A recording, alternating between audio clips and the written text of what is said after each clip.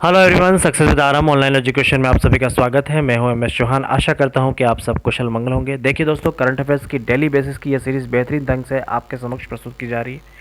Various exam के लिए important है, जिसमें एसएससी के एग्ज़ाम हो, यूपीपीसीएस के एग्ज़ाम हो, आरपीएससी के एग्ज़ाम हो, या तमाम वनडे परीक्षा जिसमें कहीं ना कहीं वनडे के करंट अफेयर्स को महत्व दिया जाता है। तो हम याद रखेंगे कि ये जो सीरीज़ है उसमें हम बेहतर करते जाएं। आपकी भी ज़िम्मेदारी है कि आप इस कंटेंट को डेली बेसिस पे सुने, शेयर करें और जो आपको बताया जा रहा है उस पर पैनी नज़र रखें। आपको मैं गारंटी देता हूँ कि यहीं से आपको सारे प्रश्न मिलेंगे करंट अफेयर्स के। आपको कोई महंगे कोर्स खरीदने की ज़रूरत नहीं है। आजकल करंट अफेयर्स का भी एक नॉर्मल कोर्स आप लेने जाएंगे तो लगभग इतने में आपको मिलेगा 1K में। और यहाँ पर आपको बिल्कुल ये सारा के सारा कोर्स डेली बेसिस पे लगभग 15 से 20 एमसीक्यूज़ में कवर कराया जा रहा है। और इस तरह से आप माने कि महीने के लगभग आपको 15 एमसीक्यूज़ में मानता हूँ, तो लगभग यहाँ पे आप देखेंगे कि 450 से भी अधिक एमसीक्यूज़ आपको देखने को मिलेंगे। तो ये इम्पोर्टेंट हो जाएगा आपके लिए बहुत बहुत। तो मैं आपसे हम्बल रिक्वेस्ट करता हूँ कि हमारे यूट्यूब चैनल को आपने सब्सक्राइब नहीं किया है तो ज़रूर सब्सक्राइब करो, शेयर करो और लगातार इस सेशन को आप देखो। आपको बेनिफिट नहीं मिले तो आप मुझे डायरेक्ट मैसेज कर सकते हो कभी भी कि मुझे बेनिफिट नहीं मिला और आपका चैनल मैं अनसब्सक्राइब करता हूँ।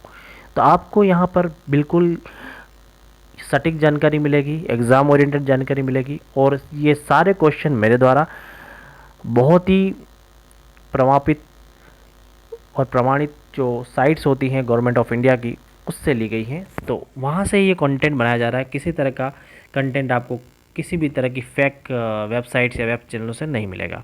तो शुरू करते हैं आज का करंट अफेयर्स। इसमें लगभग 15 से 16 एमसीक्यूज़ हैं और बहुत बेहतरीन तरीके से मैंने आपके समक्ष पेश करने की कोशिश की है। तो हम्बल रिक्वेस्ट है कि आप पहले ज्वाइन करो चैनल और उसको लगातार देखते रहो। देखिए, पहला क्वेश्चन है कि विश्व उच्च रक्तचाप दिवस कब मनाया जाता है।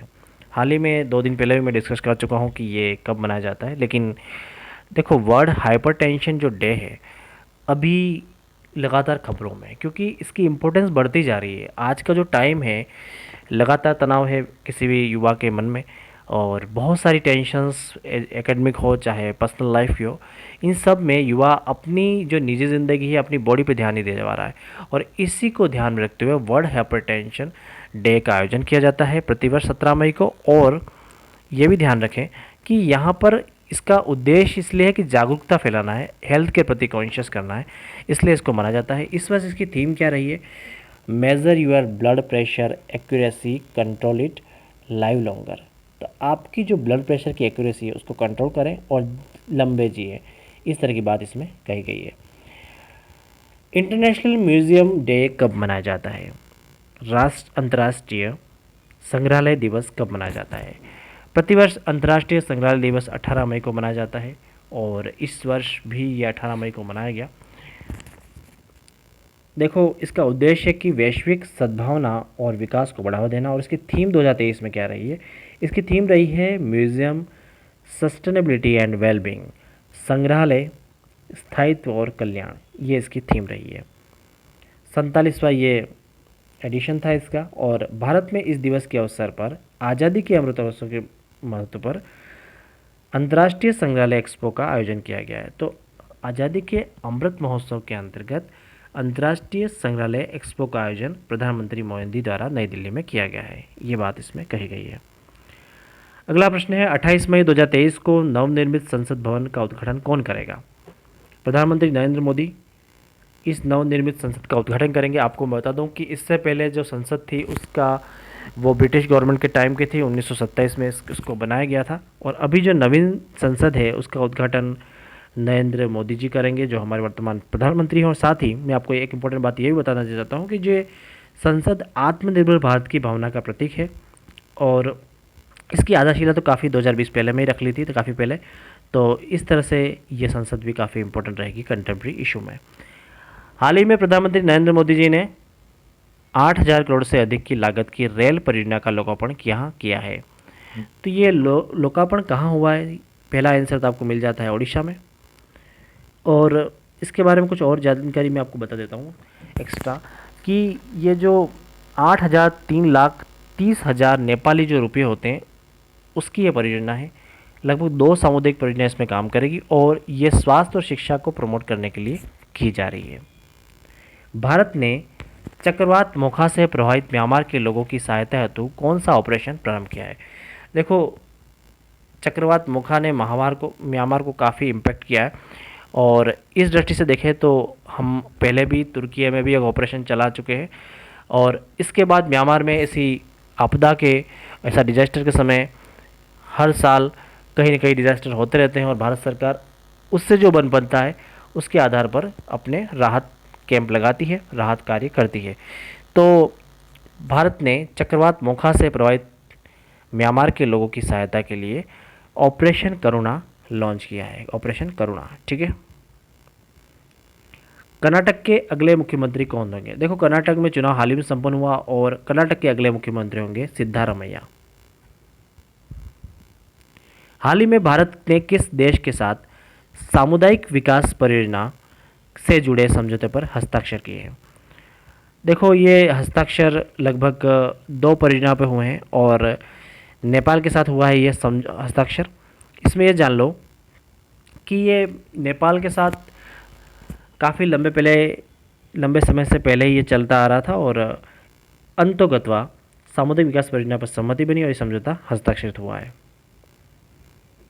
जल्लीकट्टू खेल प्रतियोगिता किस राज्य से संबंधित है? आप सभी को पता होगा कि जल्लीकट्टू लगातार खबरों में बना रहता है। लगभग सुप्रीम कोर्ट में हर साल कहीं न कहीं यहाँ पे याचिका दायर की जाती है इससे संबंधित और मेरे हिसाब से 2014 से ये मुद्दा चल रहा है और अभी 2023 चल रहा है। लगभग हम मानते हैं 9 सालों से ये बात चल रही है और लगातार इस पर प्रतिबंध की बात की जाती है। ये कहीं न कहीं नैतिकता के खिलाफ है। इस तरह की बातें हमें देखने को मिलती है पत्र पत्रिकाओं में।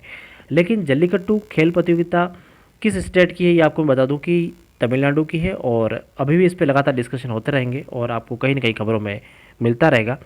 तो आपको याद रखना है कि जल्लीकट्टू खेल प्रतियोगिता तमिलनाडु राज्य से संबंधित है। सोरिंग ईगल अभ्यास किस देश की वायुसेना द्वारा किया गया है? सोरिंग ईगल अभ्यास दक्षिण कोरिया की वायुसेना द्वारा किया गया है।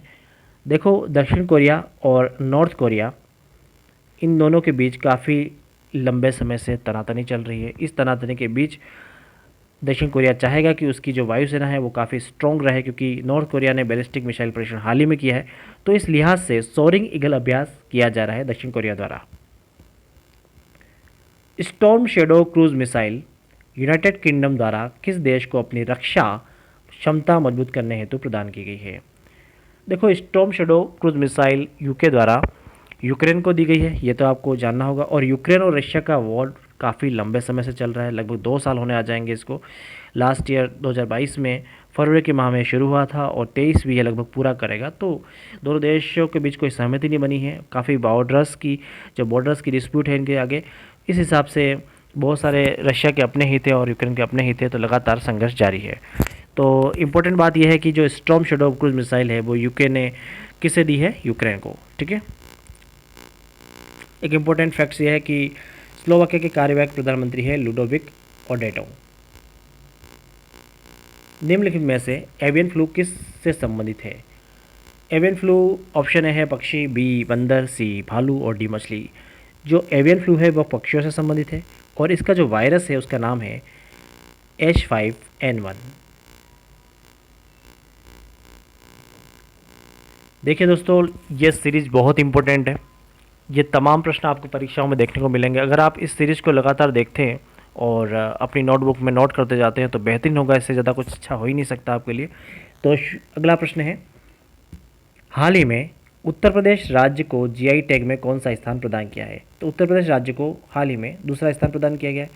सबसे पहले मैं बता दूं कि जीआई टैग में किसी स्टेट को पहला स्थान प्रदान किया गया है तो वो है तमिलनाडु, और दूसरा स्थान उत्तर प्रदेश का और तीसरा है कर्नाटक का। इनकी संख्या भी दे रखी है। जीआई टैग 55 है तमिलनाडु में, उत्तर प्रदेश में 48 है और तीसरा स्थान कर्नाटक का है जहाँ पर 46 जीआई टैग दिए गए हैं। उत्तर प्रदेश को हाल ही में शिल्प के क्षेत्र में तीन जीआई टैग दिए गए ताकि ये दूसरे स्थान पर आ गया।